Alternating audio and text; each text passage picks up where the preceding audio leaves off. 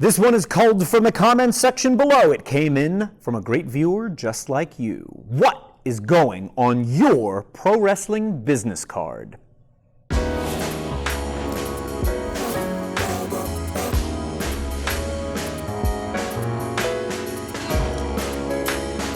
I'm Mike Quackenbush. This is Till We Make It, and we publish every Monday, Wednesday, and Friday here on the channel. I want to make sure you don't miss a video. So be sure to subscribe, ring the notification bell, and make sure to drop us one of these as well while you're clicking around down there. You may choose to leave us a comment, which I certainly appreciate, because coming up with topics for 3 videos a week is no easy feat. And that's why every once and again, I go swimming through those comment sections to find great ideas for videos here on Till We Make It. And indeed, the comment section never fails. Someone asked very recently about my pro wrestling business card. And I'll tell you exactly what's going on every version of my card going back more than 15 years. Having a sharp-looking business card is something that sets you apart from everybody else. It really designates you as a serious professional in the world of professional wrestling. And getting the content of the card right will go a long way to making sure that it does its job, which is to yield more opportunities for you. It means more bookings, more contacts, and a broader network that you'll be able to call upon for the entire balance of your career as a wrestler. I think a great business card contains both your real name, your legal or given name, and your stage name, your gimmick name, and it makes it clear which is which. So you might need a phrase like, known professionally as, or performs as. These are slightly more personalized versions of the phrase, doing business as. But use this to distinguish your legal name from your wrestling name. Making it clear which is your legal name and which is your wrestling name will give you a leg up with promotions that must fly you to wherever your commitment might be. And I'm telling you this even though I've had business cards that make it very clear which is my stage name and which is my legal name, and I've had promotions buy plane tickets that say Mike Quackenbush on them. I believe this is because some promotions feel like no one would choose the name Mike Quackenbush. That must be his real name.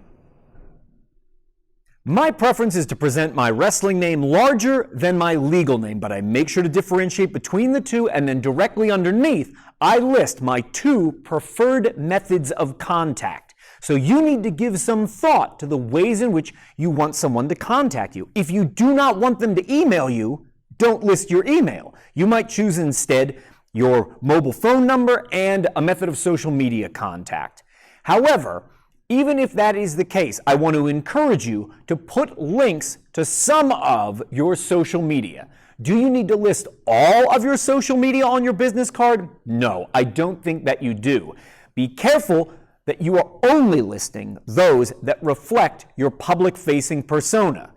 You probably have, and if you don't, you should, private social media that reflects stuff that's meant for your family or meant for your loved ones, and that reflects your private views and personal proclivities and has nothing to do with your public-facing persona as a professional wrestler.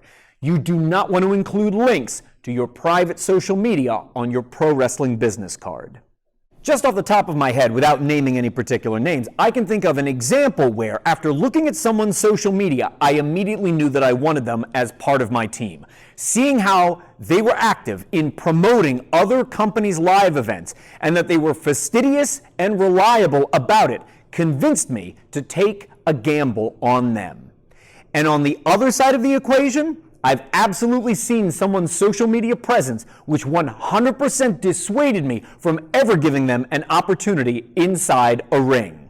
So give some thought to what that might present about you, especially if you intend to put it on a business card you're presenting to people as a networking tool.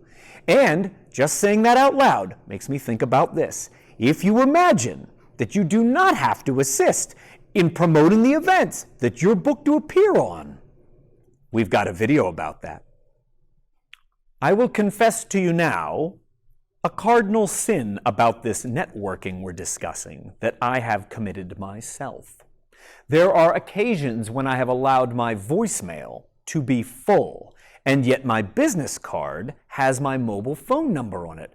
I am saying, if you want to reach out to me for a work opportunity, here's the number to reach me at. And if I missed that call and it went to my voicemail, the person who took the time to call me couldn't even leave me a message. And that's a huge mistake. I am fortunate that for the last 15 years, my mobile phone number and my chief inbox have stayed exactly the same. There's no need for me to get a new business card, even though I do freshen it up minimum every 3 years. And there's plenty of great online resources, I'll link to some of them below in the description, where you can get business cards printed up on the cheap. You don't need to spend a fortune. Sometimes you can even get a sample pack that maybe contains just 20 or 50 cards, but for someone just starting out, that might be enough to get you up and running before you've got to make a bigger investment and do a run of 200, 500, or 1,000 business cards. But going back prior to 15 years ago, my mobile phone number seemed to change every other year or so as I inevitably changed service. And that meant whatever business cards I still had left reflecting that old number, I tossed them. I don't think it creates a good first impression to take a pen or a marker to cross out old information on a business card and then write in the new information. It completely diminishes the significance of that business card. I no longer have a website, I think, but if you have a website, you should probably put that on your business card. I gotta look into that. Do I have a website? I think I do.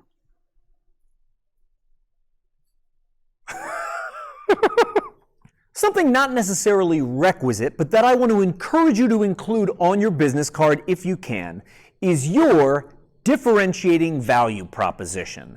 It's the one sentence or idea that summarizes what your character is all about. It's not a paragraph, it's not a giant secret origin story for your character. It is one single sentence that distills it to its core concept. And if you happen to know what your DVP is, I think you should include that right underneath your name and above your methods of contact. And just to give you a very concrete example of that differentiating value proposition, if for some reason I met Bret Hart, the subject of my recurring nightmare, and Bret Hart gave me his business card, that differentiating value proposition would say the excellence of execution. It would not say Hitman, which is his nickname, and it would not say the best there is, the best there was, and the best there ever will be, which is his catchphrase. It would say his differentiating value proposition. It's the single sentence that differentiates him from all other wrestlers, and that is the excellence of execution.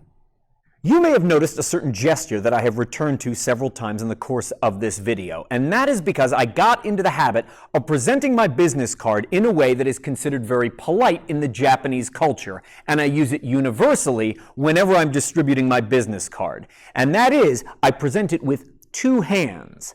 The way in which business cards are exchanged are exceptionally relevant in Japanese business. And so I want to hold it by two near edges and present it like this to the person receiving the card. And similarly, when someone presents their card to me, I don't want to just reach out and grab it with one hand. I receive it with both and an acknowledgement of thanks. Going about this in a way that is culturally acceptable and seen to be very polite always earns me a gold star. And so that I am never without them, I make sure to take about a dozen of my business cards and I load it just about everywhere I might ever need it. It's in the bag that I take to training. It's in each of my travel bags. It's in my fanny pack, brother. I've got business cards everywhere, including the glove compartment of my car, in case I ever have a networking opportunity and I'm caught somewhere where I don't have the little case that I keep my business cards in. I never want to feel like, oh, I'm sorry, I don't have one of my cards, or I know it would be great if we could stay in touch, I just don't have one of my cards handy. I've got them everywhere. And because the last time I got them printed, I had to print 500 of them, I've got business cards for days. I can stash and hide them in all kinds of different places and make sure I've always got them at the ready so that when an opportunity presents itself, I'm ready to pull that business card out and present it to whomever I'm hoping to network with. A final note about business cards. Do you need to splurge and get the most expensive paper out there for your business card? Of course not. Do you have to pay for all kinds of crazy upgrades? Do it in a certain number of colors? Have a photograph of yourself on the business card? No, you don't. You absolutely can if that's your personal style, but you don't need to go crazy with it. A business card, above all else, needs to be functional. I feel like about once every 2 weeks or so, I bump into somebody, and the conversation inevitably makes a turn like this. Hey man, don't you remember me? And sometimes sheepishly I have to say, no, I don't. And if that's ever been you, and you want a tool to help you combat that, then make sure you've got a business card. And I know this to be absolutely true in my case. Every time I get handed a business card, it invariably ends up on my desk, right at my workstation at home. And the people that present them to me are infinitely more memorable than the gaggles of people that never give me one. I'm so glad for this suggestion and all the suggestions that you leave for me in the comments below. We will keep on making the videos, you keep on being awesome, and together we will keep on faking it.